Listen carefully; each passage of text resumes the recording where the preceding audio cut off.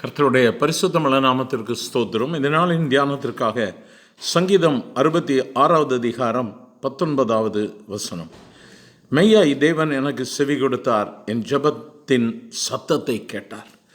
ஒரு அருமையான வார்த்தையோடு கூட இந்த நாளில் தாவீது சொல்லும் பொழுது சொல்லுகிறார், என் ஜெபத்தின் சத்தத்தை கேட்டார். எனக்கு அருமையான தேவ பிள்ளையே, தாவீதினுடைய வாழ்க்கையில் பலவிதமான இக்கட்டான சூழ்நிலைகள். ஒரு சம்பவத்தை சொல்லும் பொழுது அவர் சொல்லுகிறார், மனுஷர் எங்கள் தலையின் மேல் ஏறி போன நாட்கள் இருந்தது, ஆனால் தேவன் தீயையும் தண்ணீரையும் எங்களுக்கு கடக்க பண்ணினார், அவர் எங்களுக்கு உதவி செய்தார் என்று சொல்லி சொல்லும் பொழுதுதான் இதை சொல்லுகிறார். மெய்யாய் தேவன் எனக்கு செவி கொடுத்தார், என் ஜெபத்தின் சத்தத்தை கேட்டார்.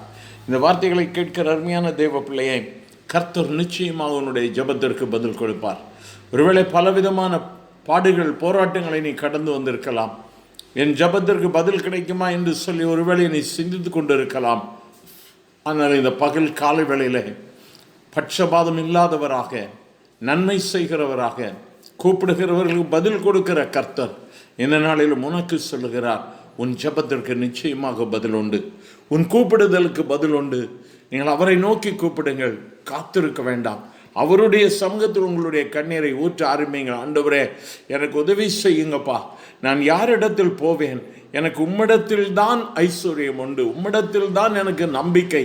நீங்கள் எனக்காக போராடுங்க, எனக்காக, என்னுடைய வாழ்க்கைக்காக நீங்கள் முன்னில்லுங்க என்று சொல்லி இயேசுவை வருந்தி அலையுங்கள். அனுதினமும் ஜெபிக்க ஆரம்பியுங்கள். வாக்குத்தத்தத்தை பிடித்து கொள்ளுங்கள். சோர்ந்து போகாதபடிக்கு விழித்திருந்து ஜெபிக்க ஆரம்பியுங்கள். நிச்சயமாக பதில் உண்டு. உன்னுடைய வாழ்க்கையில் நீ தோற்று போவதில்லை. ஆசா சொன்ன வண்ணமாய் பலனுள்ளவனுக்கும் பலனில்லாதவனுக்கும் உதவி செய்வது அவருக்கு லேசான காரியம். இந்த நாளிலும் உனக்கு உதவி செய்ய இயேசு ஆயத்தமாய் இருக்கிறார். உன் வீட்டின் நலவருகே அவர் காத்து நின்று கொண்டிருக்கிறார். அவரை வருந்தி அழைப்பாயா? என் வீட்டிற்குள் வாரும் ஆண்டவரே, என் உள்ளத்திற்குள் வாரும் ஆண்டவரே, நீர் சொல்லும் ஆண்டவரே என்று சொல்லி அவரிடத்தில் நீ பேச ஆரம்பி. தேவன் உன் ஜெபத்தின் சத்தத்தை கேட்பார். உன் சத்தத்தை உயர்த்து, நீ அமர்ந்து விடாதே, சத்தத்தை உயர்த்து. இயேசு உனக்கு நிச்சயமாக உதவி செய்வார். எங்கள் அன்பின் ஆண்டவரே, ஆசீர்வதிக்கப்பட்ட இந்த நல்ல கால வேளைக்காக நன்றி ஆண்டவரே. உம்முடைய பிள்ளைகள் இந்த வார்த்தைகளை கேட்டுக்கொண்டு இருக்கும் பொழுதே பலவிதமான வேண்டுதல்களோடு விண்ணப்பங்களோடு கூட உம்முடைய சமூகத்தில் ஜெபித்து கொண்டு இருப்பார்கள்.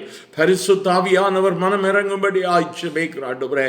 ஜெபத்தின் சத்தத்திற்கு பதில் கொடுக்கிறவர் நீர் என்பதை நிரூபிக்கும்படியாக இந்த ஏழை பிள்ளைகளுடைய கண்ணீர் மாறட்டும் ஆண்டவரே, பலவீனங்கள் மாறட்டும், வியாதிகள் மாறட்டும் ஆண்டவரே. இவர்களுடைய ஜெப விண்ணப்பம் எதுவாக இருந்தாலும் ஆண்டவரை ஜெபிக்கிற உம்முடைய பிள்ளைகளுக்காக நான் இணைந்து அவர்களோடு கூட ஜெபிக்கிறேன். இன்றைய நாள் ஒரு வெற்றியின் நாளாக இருக்கட்டும். இன்றைய நாள் என் ஜெபத்தின் சத்தத்தை என் ஆண்டவர் கேட்டார் என்று சொல்லி உமக்கு சாட்சியாக உம்முடைய பிள்ளைகளிலிருந்து நிற்க கர்த்தர் உதவி செய்யும். ஆசீர்வதியும். இயேசுவின் நாமத்தில் பிதாவே, ஆமென், ஆமென்.